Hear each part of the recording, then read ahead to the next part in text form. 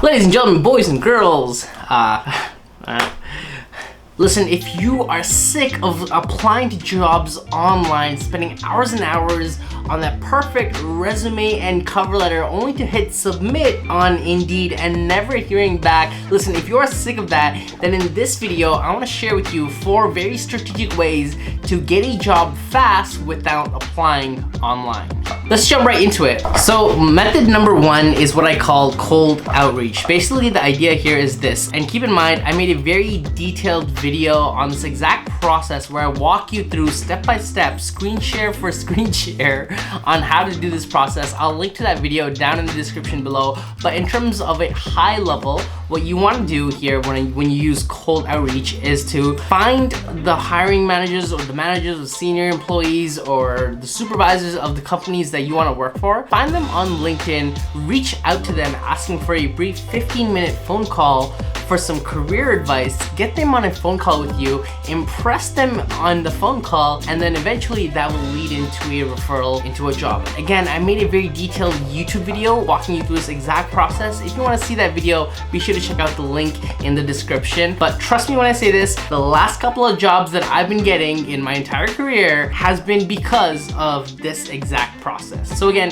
cold outreach. Method number 2 is events and meetups. So let's say hypothetically you want to become an HR manager of some sort. What you can do is go to HR related events in your area and get to know managers and senior employees who may attend these events and use them as a referral into a job. But how do you go about that? How do you find these events to meet these managers and people who can possibly refer you into a role? Well, there are a couple of websites I'd recommend. First one is this website called Meetup.com. Basically, Meetup is a website where people with like-minded interests make these groups, and in those groups they host events just so they can engage the community and all that good stuff. And what's cool about this is, there's stuff like board game nights and pickup soccer and things of that nature. But what's cool is there's also professional events on Meetup.com. For example, there's a marketing meetup group I'm part of, and this meetup group is filled with marketing professionals. They just love this stuff and decided to create a meetup group about it, right? Now imagine,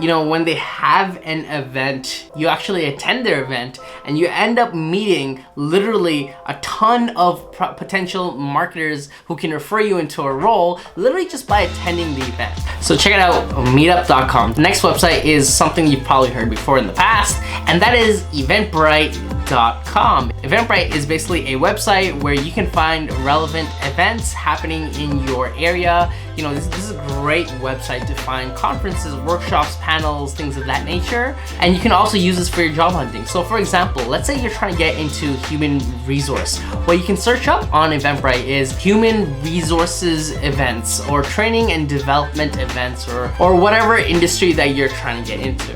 And what you'll notice is once you do the search, there's a bunch of HR related events that you can attend. Now imagine you actually attended one of these events, you probably meet a ton of HR people who can potentially refer you into a role, right? And you're also building your network and all that stuff. So be sure to check out eventbrite.com. The third best way to find events in your local area related to the industry that you're trying to get into is simply just doing a Google search. If you're trying to get into marketing, you can do a quick Google search saying like marketing events in Toronto, human resource events in Toronto, whatever it is. Once you do a quick Google search, you'll find that there's a number of events happening in your area specific to what you're searching for. And that is a great way, again, to put yourself in a pile of potential hiring managers who are in the industry that you're trying to get into and get a referral into a job, basically. Number 3 is what I call groups. It's not what I call, but like, you get it. Groups. And if you're ever part of a Facebook group, then you know exactly what I'm talking about. But what's cool is that LinkedIn also has groups as well, just like Facebook. Basically, groups are online communities where people with like-minded interests join a group and then they communicate with each other, post fun stuff, all that good stuff, right? You've probably been part of a Facebook group at one point in your life. life. Now what's cool about these groups is there are industry related groups as well, both on LinkedIn and on Facebook. So what you might want to do is join a group related to the industry that you're trying to get into. You know, if you're specifically trying to get into like the HR niche, what you might want to search up on these groups is human resources group, whatever, on LinkedIn or on Facebook over here, okay? And then what's cool about these groups is that, you know, if you're looking for a job, what you might want to do is either reach out to the people who are in the group, but make sure you stay active in the group and actually comments and get people to know you and trust you, and so that you're not weird strangers reaching out to people out of nowhere. But make sure you're active in the group, and then reach out to them and be like, hey, by the way, you're part of this group. Can I just ask you for some brief career advice over a 15-minute phone call? Get them on a phone call, get them to like, know, and trust you, and then get them to refer you into a role. What's cool about groups is that recruiters or hiring managers, oftentimes when they're hiring for a specific role, they will post that they're hiring in these groups, which is also cool. So you might be able to get access to hidden job opportunities that weren't necessarily posted online. Also, you can make a post in the group itself saying, hey, my name is blah, blah, blah, I do this, and I'm looking for this type of job. Does anyone know who's hiring? In fact, funny story, I've actually used this exact strategy and landed a job in the past. Here is a quick screenshot of exactly what I posted, so feel free to pause it and copy me word for word. I'm joking, don't copy me, because I remember someone in the group actually copied me and they copy pasted everything, and then I reached out to them and be like, yo, why are you copying things? Like, don't copy.